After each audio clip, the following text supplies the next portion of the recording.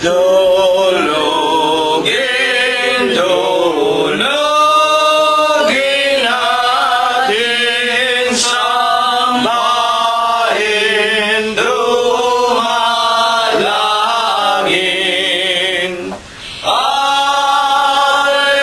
Alleluia, Alleluia, Diyos na awayin.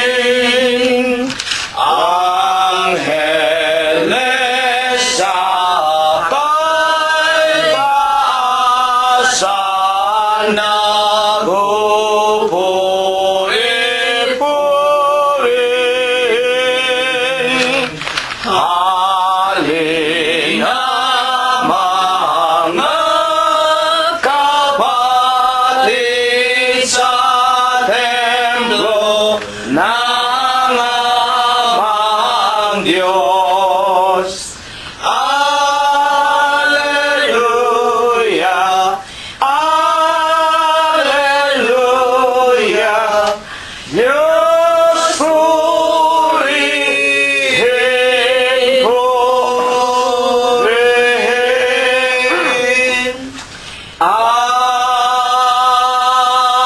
Amen. Purihin ninyo ang Panginoon. Purihin ninyo ang Panginoon mula sa mga langit. Purihin ninyo ang Diyos sa kanyang mga kaitaasan. Purihin ninyo siya, ninyong lahat niyang mga anghel. Purihin ninyo siya, buo niyang mga hukbo, mga hari sa lupa at lahat ng mga bayan, mga pangulo at lahat ng mga hukom sa lupa, mga binata at gayon din ng mga dalagang, mga matatanda at lahat ng mga bata. Purihin nila ang pangalan ng Panginoon, sapagkat ang kanyang pangalang mag-isa ay nabunyi, ang kanyang kalwalatian ay nasa itaas ng lupa at ng mga langit. Purihin natin ang pangalan ng Panginoon. Magsiawit tayo sa Diyos ng mga bagong awit at ng kanyang kapurihan sa kapisanan ng mga banal, sapagkat ang Diyos ay nalulugod sa kanyang bayan. Kanyang pagagandahin ang kaligtasan ng mga maamo. Purihin natin ang pangalan ng Panginoon. Purihin natin ang Diyos sa kanyang santuaryo. Purihin natin siya sa langit ng kanyang kapangyarihan. Purihin natin ang Diyos dahil sa kanyang mga makapangyarihang gawa. Purihin natin ang Panginoon ayon sa kanyang marilag na mga kadakilaan, at purihin ng lahat ng mga bagay na may hininga. Purihin nila ang pangalan ng Panginoon. Amen. Amen. Magpapasimula na tayo mga kapatid. Sama-sama pong ating awitin ang bilang 25 sa atin pong mga himnaryo. Magsaya tayo ngayon at tayo'y nakatipon, umawit ng hinahon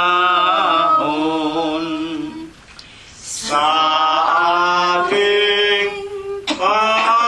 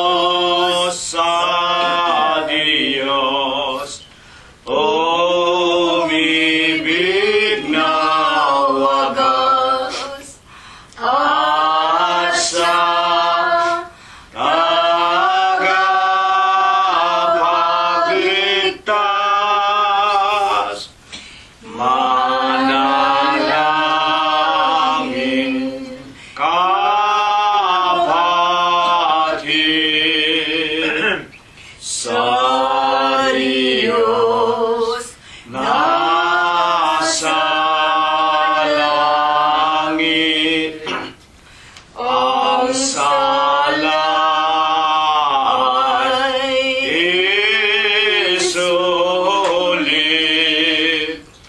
upang tayo'y mabihis o mawis sa Kanya. Masaya ang lahat at tayo'y mga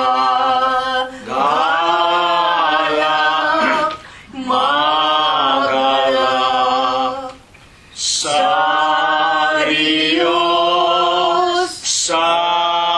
Diyos, umibig na wagas, asa tagapagligtas, magalak tayong lahat at magpasalamat at tayo'y iniligtas sa lahat ng bagabag. O mawis sa Kanya, masaya ang lahat at tayo'y mga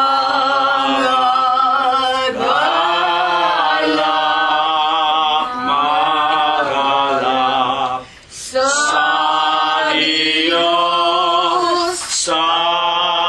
Diyos, umibig na wagas, asa tagapagligtas. Purihin natin, patuloy nating pasalamatan ang ating Amang Diyos na walang iba kung hindi ang ating Panginoong Heso Kristo. Numero 55 po naman sa ating mga imnaryo. Sa lupa naipos ng ligalig at lugar mo'y hindi pinakait, nilingap ang aming mga hibig sa'yo pong pagtangkilik. Aming dusay na ibis, salamat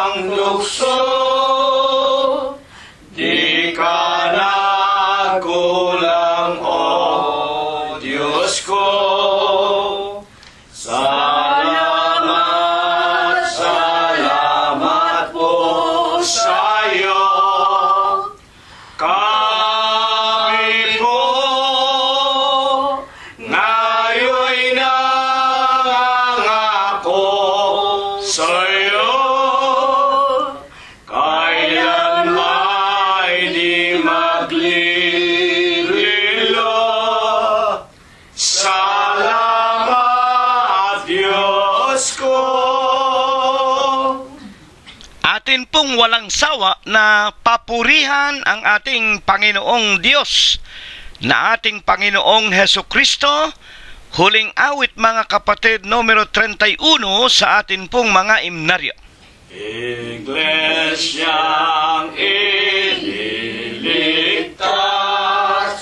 sa Diyos, ito'y kay Kristo Jesus, may tanglaw ng Diyos. Ang umibig sa Diyos, sumunod,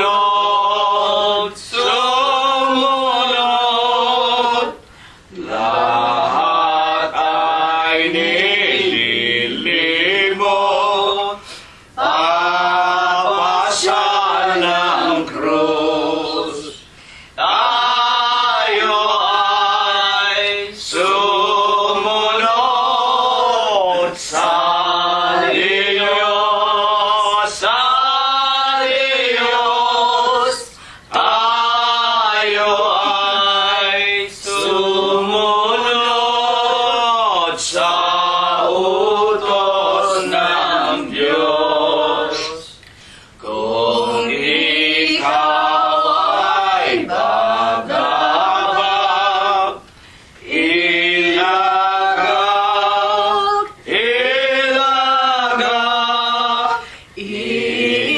ingatan ka niya sa iyong lahat.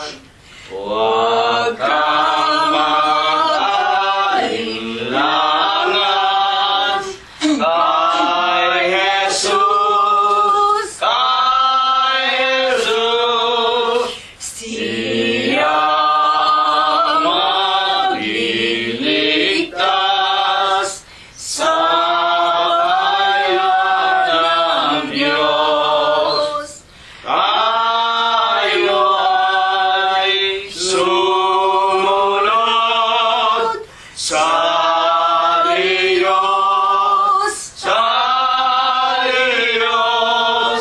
tayo ay sumunod sa utos ng Diyos.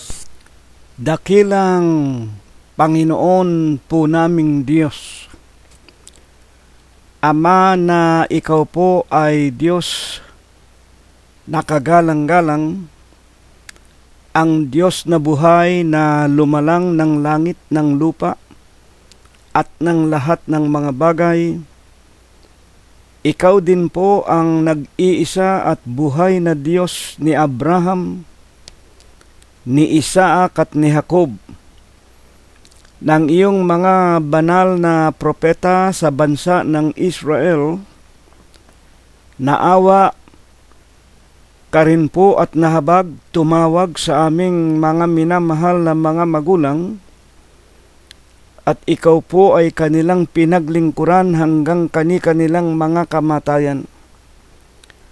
Ama, sa banal at sakdal na pangalan mo pong Kristo Jesus, itinitiklo po namin ang aming mga tuhod.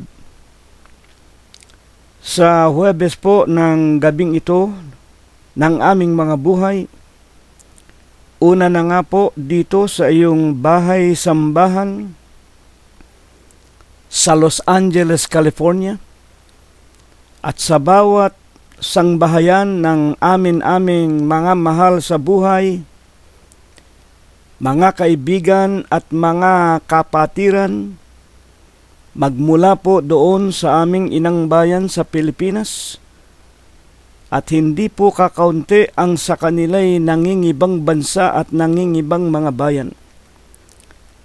Ama, na ikaw ay Diyos na amin pong sinasampalataya ng pumili, naawa, tumawag at nahabag sa amin. Tinipon mo po kami sa loob ng iyong espiritual na katawan Sa Huwebes po ng gabing ito, Ama, sa aming mga paninikluhod sa pangalan mong Kristo Jesus, tanggapin mo po una sa lahat ang amin mga tao sa puso namin na mga pagpapasalamat. Maraming salamat sa iyo, Panginoon. Wala ka pong binabawian sa amin ng aming mga hiram na buhay. Salamat po na patuloy mong pinakakain ang bawat isa sa amin. Dinaramtan, pinalalakas, pinagagaling ang aming mga pangangatawan. Pinagbubuksan mo rin po kami araw-araw ng magagandang mga pintuan ng kapalaran. At higit sa lahat, maraming salamat po. Pinagtitiisan mo pa kami, tinuturuan at inaaralan, ipinaliliwanag sa amin, dinaragdagan, pinatitibay mo ang amin pong mga pananampalataya na minsan po lamang ibinigay mo po sa aming mga hiram na buhay. Panginoon po naming Jesus, sinasamba ka po namin, pinupuri ka namin, niluluwalhati namin ang iyong kagalang-galang, ang malinis mong pangalan, sa Espiritu mo po at sa iyong kagilagilalas na katotohanan. Hindi rin po namin nalilimutan na ipagpasalamat sa iyo ang pagpapanatili mo rin ng buhay, kapayapaan, kagaling at kalakasan sa aming mga mahal na mga kabiyak ng aming mga buhay, sa aming mga anak, aming mga manugang, mga apo at kamag-anakan sa laman. Panginoon naming Diyos, at maging ang mga kaibigan, ang mga lalaki't mga babaeng araw-araw ay idinaragdag mo po sa bilang ng iyong mga tagapakinig. Ipinagpapasalamat din namin, pinapatnubayan mo rin po sila't iniingatan, at ipinapanalangin namin dumating nawa ang iyong kalooban, na silamang lahat ay tubuan ng pananampalataya, at silang lahat ay matipo na kasama namin sa iyong banal na iglesia. Sa ikalawang pagparito mo po ay makasama din namin silang magsipasok doon sa ipinangangako mo po sa aming buhay na walang hanggan. Ama, salamat din po patungkol sa mga mahal namin sa buhay na nasa malalayong mga bansa at iba't ibang mga bayan na humahanap ng kanilang ikabubuhay sa araw-araw. Salamat sa iyo't pinapatnubayan mo pa rin silang lahat. Dalangin po namin sa iyo, Panginoon, naway lagi mo silang papatnubayan ng iyong diwang banal, at bagaman sila'y malalayo sa amin, nagsusumamo kaming patuloy mo nawa silang kahabagan na mapawalay sa biglang kamatay at mabibigat na karamdaman, sa kamay po ng hostisya at sa lahat ng nangakaumang nakapanganiban. Panginoong Hesus, kami po ay umaasang pakakainin, paiinumin mong muli ng iyong mga banal at dalisay mong aral, kakasangkapanin mo lamang ang bibig at labi ng iyong hamak na alipin. Banalin mo po ang kanyang puso, patawarin mo po siya sa lahat ng kanyang mga pagkukulang, kamalian at mga kasalanan. At sa Huwebes po ng gabing ito, habang kami nakikinig, bigyan mo nawa ng bisat kapangyarihan ang kanyang tinig, na kung ito po'y mapakinggan ng mga kinauukulan, makapagbago po ng aming mga masasamang paraan ng pamumuhay, makapagtuwid ng aming mga landas na daraanan, hanggang sa mata mo namin ang iyong ipinangangakong buhay na walang hanggan. Habang kami nakikinig, Ama, hipuin mo nawa ang bawat isa sa amin, dalawin mo nawa kami sa aming mga tahanan, pagalingin mo po ang aming mga lupang katawan, bigyan mo rin sanang kalutasan ang aming mga pang-araw-araw na suliranin sa buhay, at tulungan mo rin po ang aming mga tahanan, mga sasakyan at mga mumunting ari-arian, mga halamanan at mga hayupan, na mapawalay po, Panginoon, sa mga sunog, sa mga lindol, malalakas na ulan, mga baha at mga daluyong, kamay ng pamahalaan, mga digmaan, mga magnanakaw, lalo na nga po sa napakaraming masasamang mga taong naglipana sa ibabaw nitong napakagulo at mandarayang sanglibutan, Ama, hipuin mo po una sa lahat ang marami na sa amin na patuloy ng tumatanda at nanghihina. Kami po ay dumadalangin. Kami po ay umaasa at sumasampalataya sapagkat ikaw ang nagturo sa amin. Sa sanglibutan ay marami kaming kapighatian. Manampalataya kami't magpatuloy na sumampalataya sa Ama, sa iyo, gayon din po sa iyong banal na ebanghelyo, at kami po ay patuloy mong masumpungang nagpapakatuwid at nagpapakabanal. Diringgin mo sa langit ang anumang aming ipapanalangin. Ito ang iyong gagawin, ito ang iyong ibabasbas sa amin, sa pangalan mo pong Kristo Jesus, magmula ngayon at magpakailanman. Amen. At ngayon po ay dumadako na tayo sa ating pagbabasa at pag-aaral at pakikinig ng banal na aralin na inihanda ng ating Amang Diyos na walang iba kung hindi ang ating Panginoong Hesukristo mula doon sa kanyang kaharian sa langit, at ibig po niya na ating mapakinggan, unawain, pag-aralan at atin pong sundin at isakabuhayan.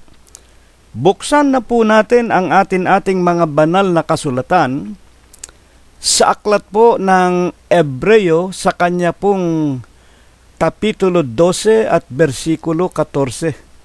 Ganito po ang pinakapaksa sa Huwebes po ng gabing ito. Sundin ninyo ang kapayapaan sa lahat ng mga tao at ang pagpapakabanal, na kung wala ito, sino man ay di makakakita sa Panginoon. Sundin ninyo ang kapayapaan sa lahat ng mga tao. Ito po ay aralin na una po sa lahat ay ipinatutungkol ng Panginoong Hesus sa lahat po ng bahagi ng kanyang katawan o sa mga miyembro ng kanyang iglesia na iglesia ng Diyos kay Kristo Jesus. Na dito po ay tinuturuan tayo na sundin natin ang kapayapaan at ang pagpapakabanal sa lahat ng mga tao, na kung wala daw po ito, kung wala daw sa atin ang kapayapaan, wala sa atin ang pagpapakabanal, hindi natin, kahit na tayo mga anak na ng Diyos, hindi natin makikita ang tinatawag na Panginoon. At kahit na po ito ay buksan natin at pakinggan sa Biblia na King James Version, na pinanggalingan po ng ating Bibliang Tagalog, follow peace with all men and holiness, without which no man shall see the Lord. Pareho din po, wala pong pagtatalo-talo. Kaya nga upang ito po ay ating lubos na maliwanagan, bagaman ito po ay para sa ating magkakapatid na naroroon na sa katawan ng Panginoong Hesus, nais din po ng Panginoon na ito po ay isi-share natin, ibabahagi, ibabalita, maging sa ating mga kapwa-tao. At una na nga, charity begins at home. Sa atin munang mga kamag-anak, sa ating mga mahal sa buhay. At pagkatapos, pag naibahagi na natin sa ating mga sambahayan, sa ating mga kapitbahay, sa lahat ng mga tao na ipapaubaya ng Diyos na ating makadaupang palad.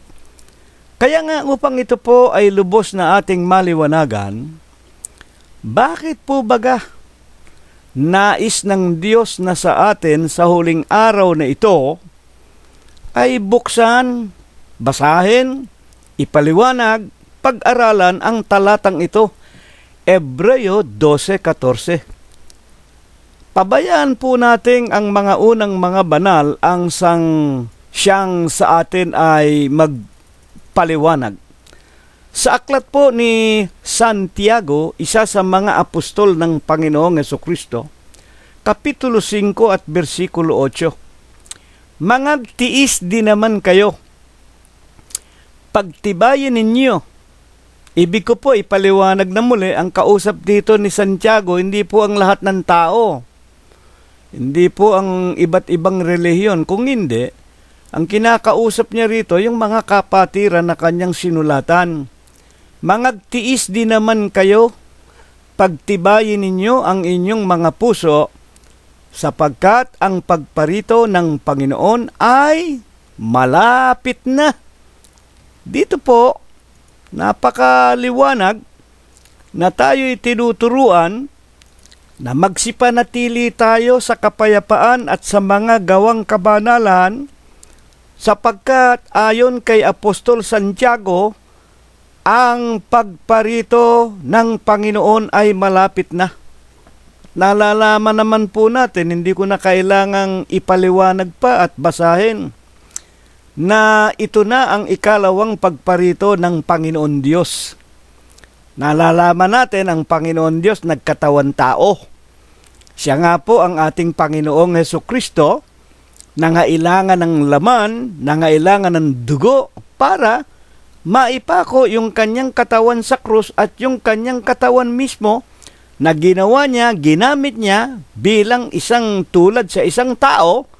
Ito ang maging pinakakabayaran, ito ang pangtubos ng ating mga kasalanan. At nalalaman natin, pagkatapos po na siya ay mailibing ng 3 araw, nagbangon muli ang Panginoong Hesus, nakisama pa sa mga apostol sa loob ng 40 araw, tinuruan sila ng puspusan, binigyan ng tinatawag na espiritu ng kapangyarihan upang makapangaral sa iba't ibang dako ng sanglibutan. At pagkatapos nga po ng 40 araw, bumalik na sa kanyang kaharian sa langit na kanyang pinanggalingan, datapwat nangako siya, "Muling paririto ako upang tayo nga na mananatiling mga banal. Sa kanyang ikalawang pagparito, kakaunin niya." Kung babasahin ninyo ang tinatawag na Tesalonika sa Kapitulo 4, versikulo 16 hanggang 18, datapwat ang Panginoon din ang bababang mula sa mga langit. At kung magkagayon, tayo na nangabubuhay pa, aagawing kasama niya sa mga alapaap. At ang mga nangamatay kay Kristo, unang mga bubuhay na maguli sa mga patay. Sama-sama tayo. Maging yung mga unang mga propeta at unang mga apostol nang mamatay sa paglilingkod sa Panginoon, sa pangangaral ng Ebanghelyo, mga kapatid, at kung tayo nabubuhay pa, kung papala rin tayo, hindi mauuna sa atin ang mga apostol. Sabay-sabay, kakaunin tayo, papanik tayo sa langit, doon sa bagong Jerusalem na kanyang ipinangangako na mamanahin natin. Kaya nga, ang ating paksa, mga kapatid, kinakailangang manatili tayo sa tinatawag na kapayapaan. Kinakailangang pagtibayin natin at pagtiisan natin ang lahat ng mga bagay sa lahat ng mga tao. Sapagkat ang wika ni Apostol Santiago 5:8, ang Panginoon ay malapit na. Alin ang malapit? Ang ikalawang pagparito. Ano ang ikalawang pagparito? Ang ikalawang pagparito, yan na nga po ang pagkaon sa atin papunta sa langit. At ang tinatawag naman na mga makasalanan, upang sila naman ay panatilihin pang natutulog sa libingan sa loob ng 1,000 taon. At pagkatapos na maganap ang 1,000 taon, ayon po sa Apokalipsis, mga tagapakinig, bubuhayin silang mag-uli. Pagkatapos ng 1,000 taon na tayo nandun na sa kaharian sa langit, Pagkatapos sa 1,000 taon, bababa tayo kasamang bagong Jerusalem at itong mga patay naman na mga makasalanan ay bubuhayin. Kasama tayo ng Panginoong magsisihatol sa kanila ayon sa Apokalipsis upang sila naman ay itapon sa apoy ng pagdurusa o sa impyerno. Ngayon po mga kapatid, ang tanong po natin ay ito. Ayon po naman sa ibang apostol na kamukha ni Apostol Pablo, ano po baga ang tinatawag na dapat nating makita sa huling araw na ito para maniwala tayo kay Apostol Santiago na ang ikalawang pagparito ay tunay na malapit na? Ano ba ang nararanasan natin sa huling araw na ito para tayo naman makinig na sa mga itinuturo ng Diyos? Buksan ninyo ang ikalawang Timoteo Kapitulo 3 versikulo 1 na talagang nagbabadyang malapit na ang araw ng paghuhukom. Ikalawang Timoteo 3:1, ganito ang sinasabi, datapwat alamin mo ito po ay hula ni Apostol Pablo, na sa mga huling araw, tayo po nasa huling araw na, 2015 na, nasa mga huling araw ay darating ang mga panahong mapanganib. Nararanasan po natin ang lahat ng kapanganiban mga sa huling araw na ito. Ano-ano po ba yan? At ano ang dahilan? 3:2. Sapagkat ang mga tao ay magiging maibigin sa kanilang sarili. Yan po, unang-unang makikita natin sa lahat ng tao ngayon sa huling araw. Maibigin sa sarili. I am the best, I am the greatest. Kaya nga ang bawat isa ay nagpapataasan ng kanilang ego. Nagpapayabangan, nagpapahambugan, at yan ang nakikita natin ngayon. Ano pa? Ang mga tao ay magiging maibigin sa salapi. Hindi ko na po kailangang ulit-ulitin at ipaliwanag sa inyo. Dahil nga sa pag-ibig ng mga tao sa salapi, maging sa mga liderato sa pamahalaan, sa gobyerno, at maging sa iba't ibang organisasyon, lalo na nga sa relihiyon, makikita mo ang kapangyarihan ng salapi. Mapa espiritual at mapa sibil, mapa relihiyon at mapa gobyerno o kung anong pribadong mga organisasyon ng tao. Mga tao talaga walang iniisip kundi magnakaw, magkamal ng salapi. Ano pa? Mayayabang, mapagmalaki, mapagtungayaw. Ang mga kabataan, masuwayin sa mga magulang. Mga walang turing at mga walang kabanalan. 3:3 ng ikalawang Timoteo din po. Hayaan ninyong ating basahin. Walang katutubong pag-ibig. Ayan nga, ayoko nang basahin muli sa inyo ang sinasabi sa Romanos, na ang mga lalaki, umiibig, sumisiping sa kapwa lalaki. Yung babae, ganoon din. Mga walang paglulubag, pag naisip na pumatay, papatay. Mga palabintangin, mga walang pagpipigil sa sarili. Ayan. Mga mabangis. Nakakatakot ang mga tao ngayon.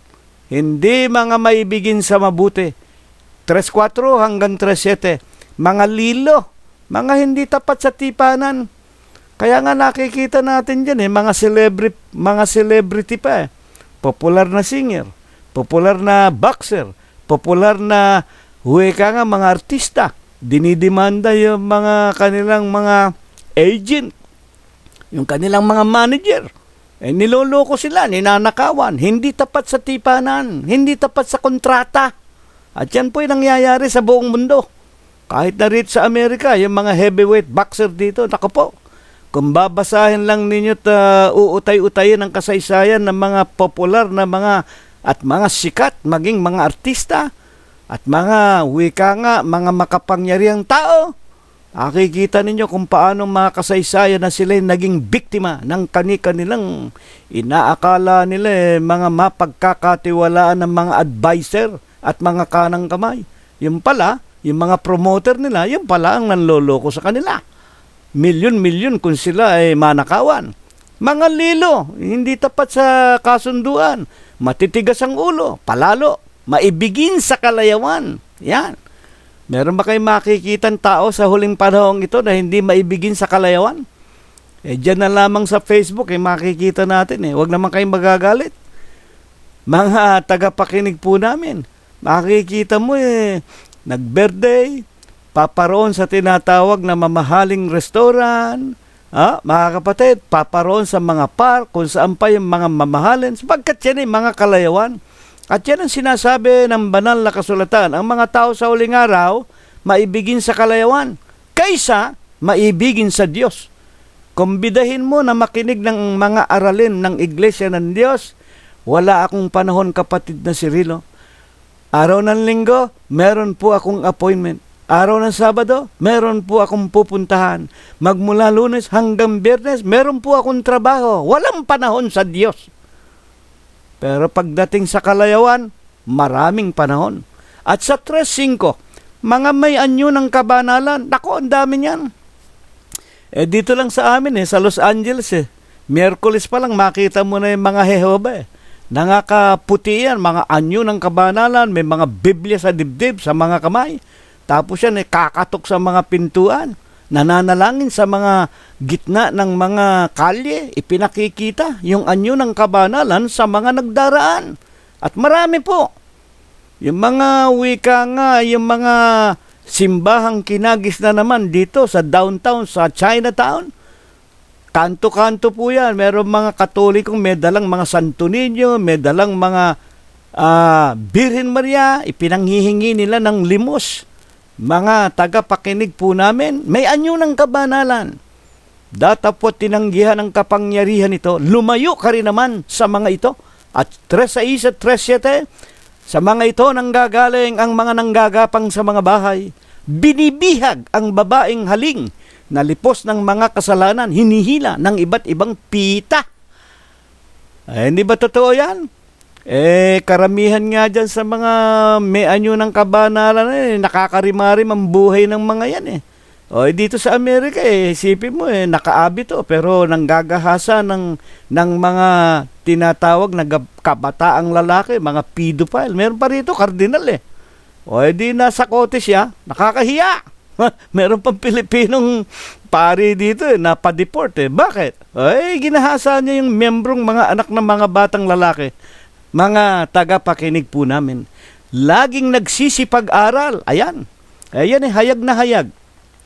Sa lahat ng relihiyon na sinasabi nila sila mga Kristiyano, laging nagsisipag-aral, kailanman hindi makarating sa pagkaalam ng katotohanan. Aral ng aral. Bible study dito, Bible study dyan. Meron pang mga camping-camping, yung mga protestante. Huwag kayong uuwi Pagkatapos ng ating Bible study, meron tayong camping. Yan, uso rito sa Amerika. Diyan, dinadala ng mga protestante, kaya marami silang membro. At meron pa, mga protestante, pagkatapos ng Bible study nila, meron tayong bingo, may pa-bingo tayo. Meron tayong premyo, Color TV, may pa-kotse pa. Tinamaan ng sinalibad ng sinasama ninyo yung sugal sa kabanalan. Ayan, may anyo kayo ng kabanalan, aral kayo ng aral. Yung pangalan lang na Iglesia ng Diyos kay Kristo Jesus, hindi ninyo matutuhan. Ang katotohanan lamang na ang Ama, Anak at Espiritu Santo ay iisa, hindi ninyo natututuhan. Nagaganap sa inyo ang sinasabi ng Biblia, Marcos 4:11 hanggang 12. Sa inyo na nasa labas ng Iglesia ng Diyos, ang lahat ng bagay ginagawa sa talinghaga para hindi na ninyo matutuhan. Bakit? Matitigas ang inyong mga puso totoo ba yan? Mga kapatid at mga magulang, na yan nga ang nagaganap sa huling araw na ito, na nagpapakilala at nagbabadya na malapit na ang ikalawang pagparito, katulad ng sinasabi, mga kapatid, ng mga kasulatan sa pamamagitan ni Santiago at sa pamamagitan ni Apostol Pablo. Mga kapatid at mga magulang, talagang mapanganib ang kapanahunan at ito'y nagbabadya ng ikalawang pagparito. Romanos 3:10. Gaya ng nasusulat, walang matuwid, wala kahit isa. 3:11 hanggang 12 ng Romanos din, walang nakakatalastas. Ayan. May anyo kayo ng kabanalan, hindi naman ninyo natututuhan. Aral kayo ng aral, hindi naman ninyo nakukuha ang mga itinuturo ng Diyos. Walang nakakatalastas. Bakit? Walang humahanap sa Diyos. Ayan. Ang hinahanap ninyo, yung mga makakakampi ninyo. Ang hinahanap ninyo, yung mga maloloko ninyo. Ang hinahanap ninyo, yung makukunan ninyo ng kanilang mga salapi. Kaya, no wonder, ang lalaki ng mga katedral ninyo. Ang lalaki ng inyong mga tinatawag na mga bahay, mga palasyo. Ang mga anak ninyo ay nagsisipag-aral sa mamahaling kolehiyo. Itinuturo naman ninyo, mga kapatid, Kristong anak ng kalpintero, ordinaryo, sa kanyang tinatawag na pagkakatawan tao na tulad sa isang dukha. Pero kayo, kunwari kayo mga Kristiyano, mga alagad ni Kristo, ang layo ng pagitan ninyo sa ating Panginoong Jesucristo. At sa 3:12, silang lahat ay nagsilihis, magkakasamang nawala ng kasaysayan. Walang gumagawa ng mabuti, wala, kahit isa. Kaya nakakakita kayo dyan, mga sugong anghel, si Kristo'y tao. Pero sila, mga sugong anghel, sila magagara ang bahay, magaganda mga damit, mga akala mo'y mga harit, mga reyna, mga lipos ng karangalan, mga tagapakinig po namin. At meron pa dyan, kunyari, nagbibigay ka ng libreng pabahay, nagbibigay ka ng kabuhayan, may relihiyon na ganyan. Para wag masakote yung kanilang masasamang gawain, nagbibigay kunyari ng mga pabahay na libre para sa mga napinsala ng Typhoon Yolanda. Pinakita sa television yan eh. Binigyan pa ika ng hanap buhay. O yan, binigyan sila ng pataniman. Pero tandaan ninyo, nakatali kayo dyan. Nakatali kayo dyan sa relihiyon na bulok na yan na hindi kumikilala na ang Kristo ay Diyos. At kung ano man ang ibinibigay sa inyo, dapat lang sapagkat yan nanggaling din sa inyo, nanggaling din sa mga membro, mga tagapakinig. Yan para maipakilala sa ibang relihiyon na kami nagbibigay ng pabahay, nagbibigay kami ng trabaho. Ano ang sinasabi ng Biblia tungkol sa mga relihiyon na ganyan? Kung sa buhay na ito, lamang tayo aasa kay Kristo, tayo sa lahat ng tao ang kahabag-habag. Kung kaya ka pala naglilingkod dahil binigyan ka ng libreng pabahay, binigyan ka ng trabaho, binigyan ka ng pagkain, kahabag-habag ka pa, mga kapatid, mga kaibigan namin, layasan ninyo yan. Mga kapatid, hindi yan ang daan na papunta sa langit. Lalo kayong magiging busabos niyan. Ang kikitain ninyo sa trabaho, ang kikitain ninyo sa pabahay na ibinigay sa inyo, ibabalik din ninyo sa kanila. Gagawin kayong mga tagapagtrabaho para sa kanilang ikabubuti. Ang ipinaglilingkod niya ng kanilang sariling tiyan. Kaya nga, sa kalagayan po nating ito sa huling araw, na walang kapayapaan, dahil nga po sa kawalan ng kahit isang taong matuwid, ano ang ipinapayo sa atin ng Diyos? Buksan po natin ang Jeremias 17:5. Ganito ang sabi ng Panginoon, sumpain ang tao na tumitiwala sa tao at ginagawa na laman ang kanyang bisig at ang kanyang puso humihiwalay sa Panginoon. Ano ang sabi ng Diyos sa pamamagitan ni Jeremias 17:5? Sumpain ang tao na tumitiwala sa tao. Balikan natin yung nabanggit ko kanina, yung iglesia ng tao, yung obispo, sugong anghel, yung Kristo, tao sa kanila. Ngayon, kung dyan kayo mapapaanib na ang tinatawagan ninyo Kristong tao, makakasama kayo ng sumpa, makakasama tayo sa sumpa ng Diyos. 17:5, ganito ang sabi ng Panginoon, sumpain ang tao na tumitiwala sa tao. Kung si Kristo'y tao sa inyo, susumpain kayo ng Diyos. At kahit natawagin ninyo ang iglesia ninyo, iglesia ni Kristo, kung si Kristo'y tao, iglesia kayo ng tao. Huwag kayong magagalit, simpleng-simple. At sa Ezekiel, basahin ninyo 14:14. 14:14.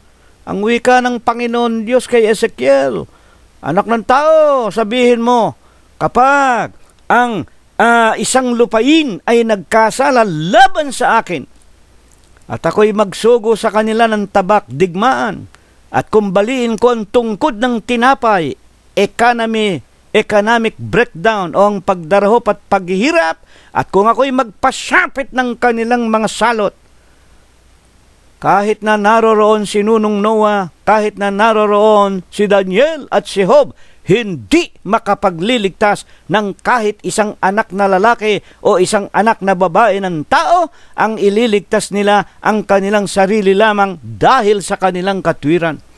Susumpain kayo ng Panginoon Diyos. Sumpain ang tao na tumatawag kay Kristong tao. Sumpain ang tao na nagtitiwala sa mga obispong tao.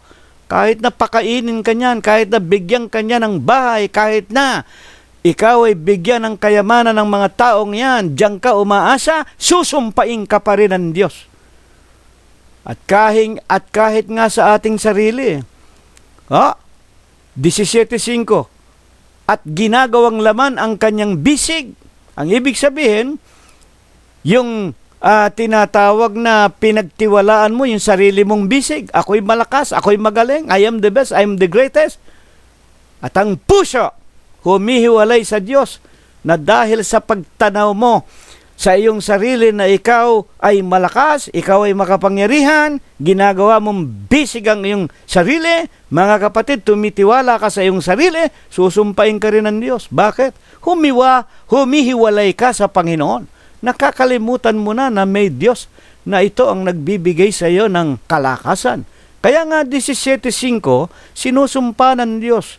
17:5 ng Jeremias, susumpain ng Diyos ang bawat tao na tumitiwala sa mga tao, tumitiwala sa mga iglesia ng tao, tumitiwala sa mga iglesia na ang pinapupurihan at pinararangalan ay tao, kahit na si Kristo ginawa nilang tao, susumpain kayo ng Diyos. At maging sa ating Panginoong Hesukristo, talaga pong katotohanan, napakamapanganib sa huling araw na ito. At wala tayong mapagkakatiwalaan kahit sino pa man. Totoo ba yan? Mateo 10:34, tinan ninyo ang salita ng Panginoong Hesus. Huwag ninyong isipin na ako'y naparito upang magdala ng kapayapaan sa lupa. Putulin ko po muna. Ano po ang ating paksa sa Santiago? Na tayo po ay magpatuloy ng kapayapaan sa lahat ng tao. Na tayo po ay magpatuloy ng mga kabanalan sa lahat. Sapagkat kung hindi natin magagampanan ang kapayapaan at ang kabanalan, hindi natin makikita ang mukha ng Panginoon. Ang ibig sabihin, hindi tayo makakarating sa langit. At napatunayan natin, ayon sa mga apostol, tulad ni Santiago at ni Apostol Pablo, napakamapanganib ng panahon, walang kapayapaan. Sapagkat ang mga tao nga, walang matuwid, wala kahit isa. Wala tayong dapat pagtiwalaan, maging ang ating mga sarili. At sino pa? Ayon sa ating Panginoong Jesucristo. Balikan natin ang Mateo 10:34. Huwag ninyong isiping ako'y naparito upang magdala ng kapayapaan sa lupa. Talaga palang walang kapayapaan. Wala palang kapayapaan. Bakit nga? Hindi ako naparito upang magdala ng kapayapaan. Ituloy natin. Ano ang dala ng Panginoon? Kundi tabak. Bakit naman gayon, kapatid na si Rilo? Hindi ba tinuturo natin si Kristo ang ating pag-asa? Si Kristo ang ating kapayapaan? Si Kristo ang magbibigay sa atin ng buhay na walang hanggan? Opo, totoo yun. Bakit sa 10:34 sinasabi ng Panginoon, hindi ako nagdala ng kapayapaan, ang dala ko tabak. Hayaan ninyo ang Panginoong Jesucristo ang magpatuloy ng pagpapaliwanag. Basahin natin ang ibaba, 10:35. Sapagkat ako'y naparito upang papag-alitin ko ang lalaki laban sa kanyang ama, at ang anak na babae laban sa kanyang ina, at ang manugang na babae laban sa kanyang biyanang babae. 10:36. Ang magiging kaaway ng tao, ang kanya ring sariling kasangbahay. Ayan, mga kapatid.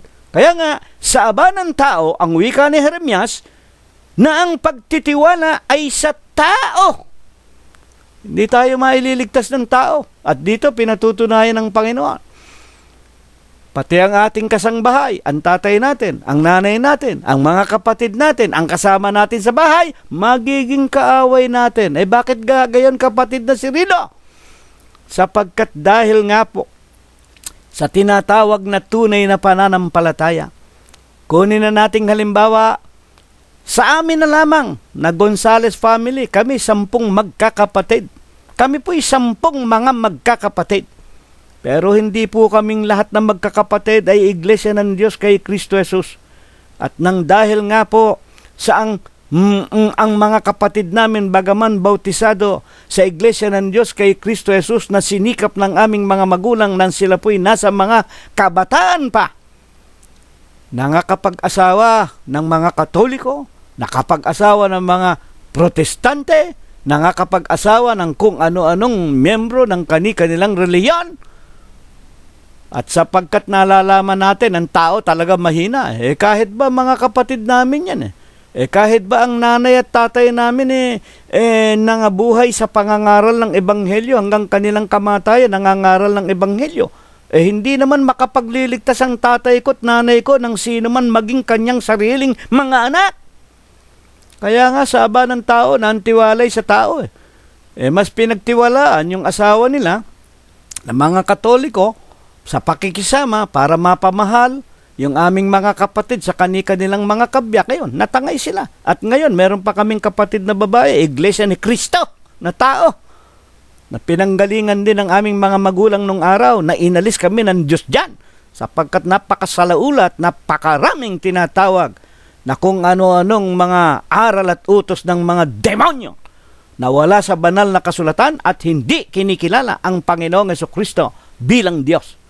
Salamat sa Diyos, kami nananatili dito, mga tagapakinig namin. Kaya nga, tunay at tapat na sinabi ng Panginoong Jesucristo, ang magiging kaaway ng tao ay ang kanya ring sariling kasangbahay nang dahil nga po sa pagkakaiba-iba ng relihiyon na kani-kanilang kinaaniban. Ngayon, alin po baga naman ang kapayapaan at papaano natin ito masusundan upang magtamo tayo ng kapayapaan sa lahat ng mga tao para makita natin ang Panginoon Diyos?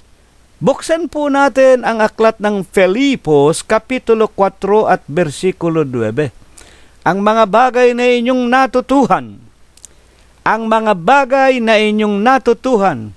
Ibig ko po na malaman natin si Apostol Pablo ang ilaw sa kahintilan.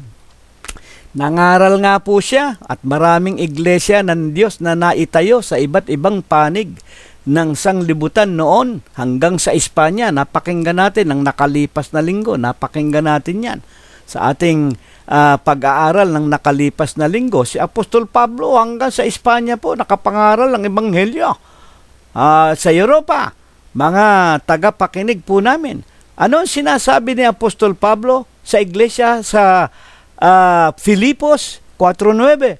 Ang mga bagay na inyong natutuhan, napakinggan kay Pablo at napag-aralan at tinanggap at narinig at nakita sa akin, ayan po, ang mga bagay na ito, ang gawin ninyo. Alin yung bagay na gagawin at bakit? At ang Diyos ng kapayapaan ay sa inyo. Ayan po. Alin yung sinasabi ng ating paksa?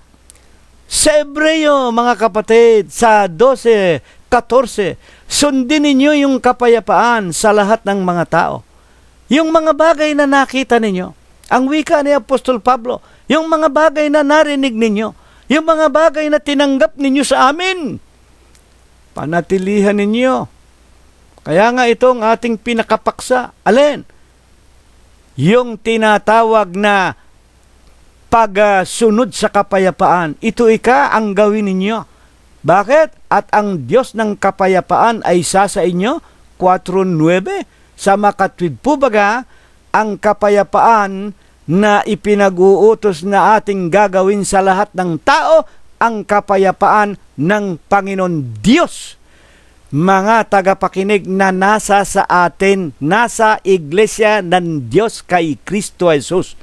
Kaya nga sa unang Korinto 15:1-2, ang wika ni Apostol Pablo, ligtas kayo kung matama ninyong sinusundan ang ebanghelyo na sa inyo ay aming ipinangangaral, maliban na kung kayo'y sumasampalataya ng walang kabuluhan. Sa makatwid, tinitiyak sa atin, tinitiyak yung kapayapaan nasa ating Panginoon Diyos.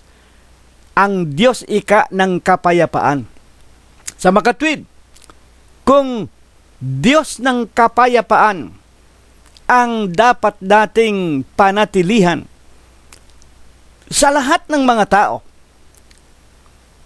ayon po naman sa mga banal na kasulatan, meron po bang mapapatunayan tayo't mababasa, tinitiyak kung sino yung Diyos ng kapayapaan?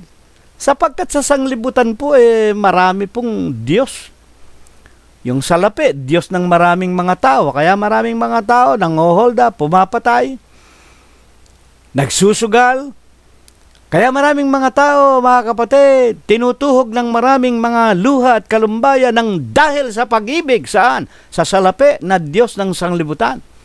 O yung mga nililok ng kamay ng tao, yung mga litrato, yung mga kung ano-ano, kamukha ng Birhen Maria, ng kalunsad, ng kung sino-sinong mga obispong, mga leader ng mga sugong anghel, niluluhuran, sinasamba, nilalagyan ng tinuturukan ng kandila. Yan ay mga Diyos-Diyosan, mga Diyos yan ng sanglibutan. Sino ang tunay na Diyos ng kapayapaan? Etong nakalipas na Enero, katatapos lang binisita ang Pilipinas nitong Papa Francisco ng mga Katoliko. Yan ba'y Diyos ba ng kapayapaan yung Pope Francis ninyo? Huwag naman kayong magagalit Mga kapatid, pag-alis ng Papa Francis ninyo, isang malaking building, naguho, ilang mga kalpintero at mga mason ang nadaganan at namatayan. May kapayapaan ba nang umalis si Papa Francis sa Pilipinas? Nagumpisa lalo ang mga kaguluhan. Pagkatapos, 44 na mga sundalong mga pulis pinagpapatay ni Ratrat ng mga Muslim sa Mindanao. May kapayapaan ba? Wala. Kung yung Papa ninyo, Diyos ng kapayapaan, sana'y wala ng digmaan, sana'y wala ng patayan, sana'y wala ng ondoy, sana'y wala ng sumpaan Diyos.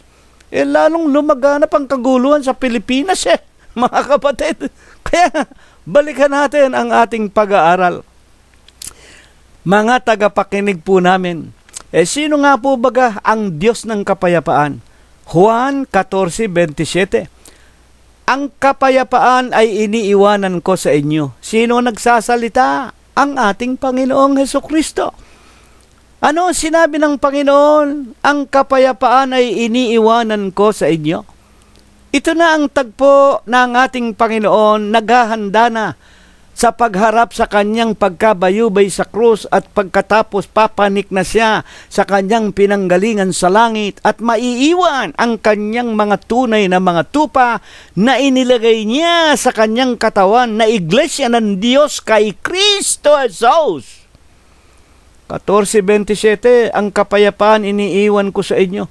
Bakit sinasabi ito ng ating Panginoon? Ang pinag-uusapan natin mga kapatid, Diyos ng kapayapaan. Nasa Kanya ang kapayapaan. Sa 14:27, ang Panginoong Hesukristo, yung kapayapaan iniiwan ko sa inyo. Ano bang meron bang pagkakaiba ang Kristo sa Diyos? Sa San Juan 10:30, ako at ang Ama ay iisa. Ayan. Kaya nasa Kanya ang kapayapaan.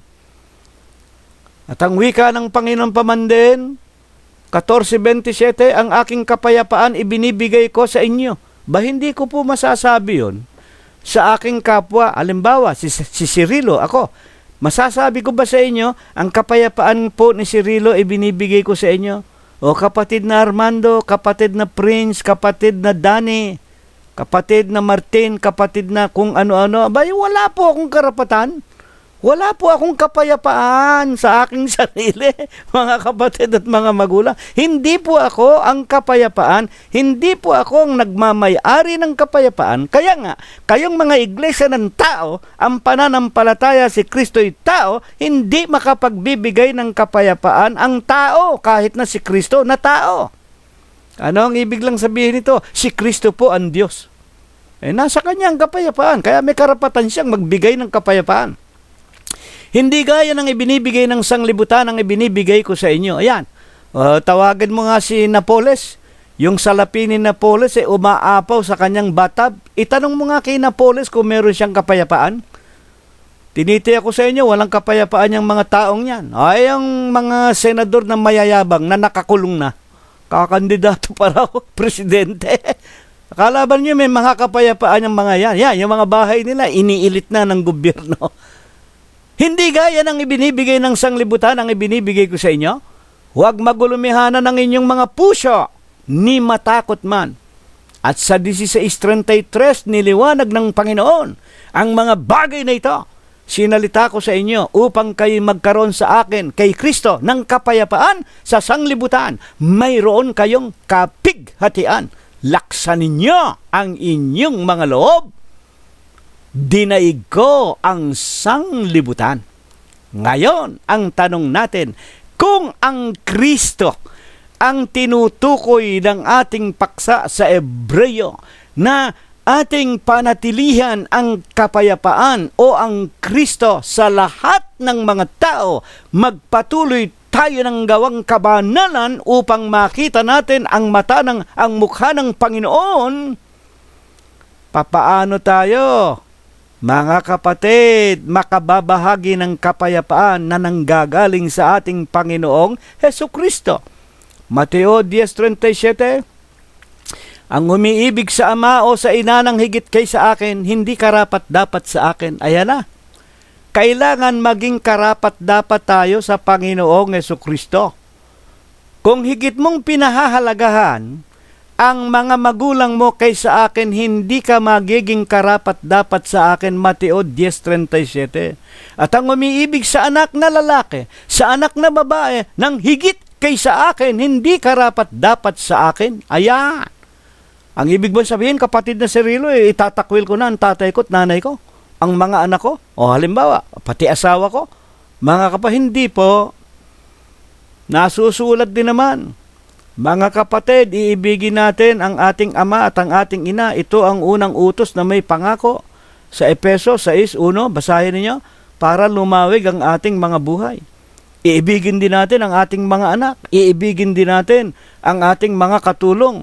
Iibigin natin ang ating kapwa-tao sapagkat hindi natin maiibig ang Diyos ng buong puso, ng buong lakas at ng buong buhay kung hindi natin iibigin ang ating kapwa gaya ng pag-ibig natin sa ating sarili. Pero kapag yung tatay natin, kapag yung nanay natin, yung asawa natin, yung anak natin, pipigilan tayo sa paglilingkod sa ating Panginoong Hesukristo, itatakwil ko ang aking asawa, itatakwil ko ang aking ama, ang aking ina, maging ang aking mga anak. Kung sila ang pipigil sa akin, hahadlangan ako para hindi ako makasunod sa aking Panginoon, yun lang ang ibig sabihin. Pero igagalang ko ang lahat ng aking kapwa. Mga kapatid, kahit na ayaw nila ako, makapagpapatuloy ako sa paglilingkod ko sa aking Panginoon. Ituloy natin, 10:38, Mateo, ang hindi nagpapasa ng kanyang krus at sumusunod sa akin, hindi karapat-dapat sa akin. 10:39, ang nakakasumpong ng kanyang buhay ay mawawalan nito, at ang mawala ng buhay dahil sa akin, makakasumpong niyaon. Ang tumatanggap sa inyo, 10:40, ako ang tinanggap, ang tumatanggap sa akin, tinatanggap ang nagsugo sa akin. Kaya nga ang wika ng Panginoon sa San Juan din 12:25, ang umiibig sa kanyang buhay ay mawawala nito, at ang napopot sa kanyang buhay sa sanglibutang ito ay maiingatan niyaon sa buhay na walang hanggan. Kaya nga kung ang sino mang tao ay naglilingkod sa akin, eto na, para makabahagi tayo ng kapayapaan ng ating Diyos na si Kristo Jesus. Kung ang sino man naglilingkod sa akin, sumunod sa akin, kung saan ako naroon, doon naman doroon ang lingkod ko. Kung sino may maglingkod sa akin, siya'y pararangalan ng aking Ama. Amen. Mga kapatid at mga magulang. Kaya nga ang ating paksa ay napakaganda. Ang wika ng ating paksa, Ebreo 12:14, sundin ninyo ang kapayapaan Alin ang kapayapaan? Ang Diyos ng kapayapaan. Sino ang Diyos ng kapayapaan? Ang ating Panginoong Hesukristo. Sundin natin ang Panginoong Hesukristo sa lahat ng mga tao. Papaano? Magpakabanal tayo na kung wala ang ating Panginoon o ang kapayapaan at ang mga gawang kabanalan, hindi tayo makakakita sa Panginoon, hindi tayo makakarating sa buhay na walang hanggan. At ang wika ng Panginoon, ang hindi makapagtakwil alang-alang sa akin, mga kapatid at mga magulang, hindi magiging karapat-dapat sa akin. Itatakwil ko ang aking ama, itatakwil ko ang aking ina, pero hindi ko puputulin, hindi ko pipigilin ang pagmamahal ko at pagtangkilik sa aking ama, ina, anak, manugang, apo, maging aking asawa. Kung ang pag-uusapan ay yung material na pagkakilala ko bilang sila'y mga mahal ko sa buhay. Pero pag sila na ang humahad lang sa akin para matigil ako sa paglilingkod sa aking Panginoong Hesukristo na siya ang aking kapayapaan, mga kapatid, nagkakakuros na ang aming landasin, nagkakahiwalay na kami. Pero yung pagiging mahal natin sila bilang kamag-anak, mahal natin sila, walang pagbabago ron. Ngunit, kung ang pag-uusapan nga po yung spiritual, hindi nila ako makakalas, hindi nila ako mapipigil sa pakikipag-ugnay ko sa Panginoon. Bakit? San Juan 15:4, kayo'y manatili sa akin, ang wika ng Panginoon. Ako'y sa inyo, gaya ng sanga na hindi magbubunga sa kanyang sarili maliban na nakakapit sa akin. Gayon din naman kayo, maliban na kayo manatili sa akin. Bakit? 15:5 hanggang 15:8. Ako ang puno ng ubas, kayo ang sanga. Ang manatili, siyang nagbubungang marami. Kung hiwalay, wala kayong magagawa. Kung ang sino ay hindi manatili sa akin, siya'y matatapong katulad sa sanga. Matatapon ako sa impyerno at matutuyo, titipunin, ihahagi sa apoy sa impyerno at mga susunog kung hiwalay ako.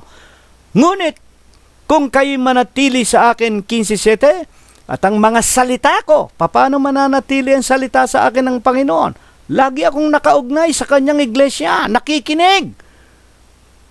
Ang mga salita ko ay magsipanatili sa inyo, hingin ninyo ang anumang inyong ibigin, gagawin sa inyo. 15:8, at sa ganito'y lumuluwalhati ang aking ama, na kayo'y magbubunga ng marami, at gayon kayo'y magiging aking mga alagad. Amen.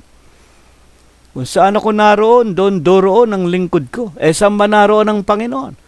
Kolosos 1:18, si Kristo ang ulo ng katawan sa makatwid bagay ng iglesia. Ano ang pangalan ng iglesia? 2:14 ng unang Tesalonica, nagsisitulad kayo sa mga iglesia ng Diyos na nasa Judea kay Kristo Jesus. Tinutularan na lamang natin. Ano ba ang iglesia ng Diyos kay Kristo Jesus? Unang Timoteo 3:15, ito po ang bahay ng Diyos. Ano ang Diyos dito? Diyos na buhay. At naririto ang tinatawag na suhay. Ito ang haligi. Ito ang suhay. Ito ang patibayan ng katotohanan. At sa Hebreo 3:6, si Kristo gaya ng anak. Katulad lang po ng anak. Gaya. Nagkatawan tao nga po nakitulad sa isang anak. Gaya ng anak. Puno sa bahay niya. Ang bahay niya ay tayo. At hanggang ngayon, 2015, ang Panginoong Hesukristo po ang ating obispo, ang ating pastor, saserdote ng ating mga kaluluwa. Dito tayo mananatili, dito tayo magtatapat, dito tayo magtitiis, dito tayo gagawa, dito tayo susunod sa kapayapaan sa ating Panginoong Hesukristo sa lahat ng mga tao. Tinitiyak, kung magtitiis tayo hanggang kamatayan, 24:3 ng Mateo, ang magtitiis hanggang wakas, sila lamang ang maliligtas. Ito nawa ang ipagpala. Ito nawa ang ibasbas sa atin ng Diyos. Magmula ngayon, magpakayi kailanman. Amen.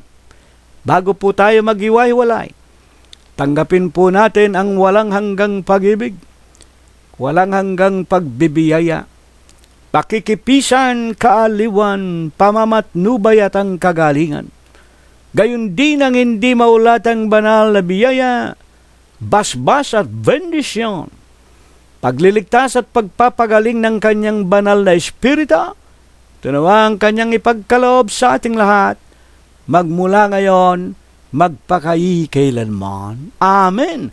Kapayapaan ang sumaatin mga kapatid, purihin ang pangalan ng Panginoong Jesucristo hanggang sa darating na linggo kung tayo po ay binubuhay pa.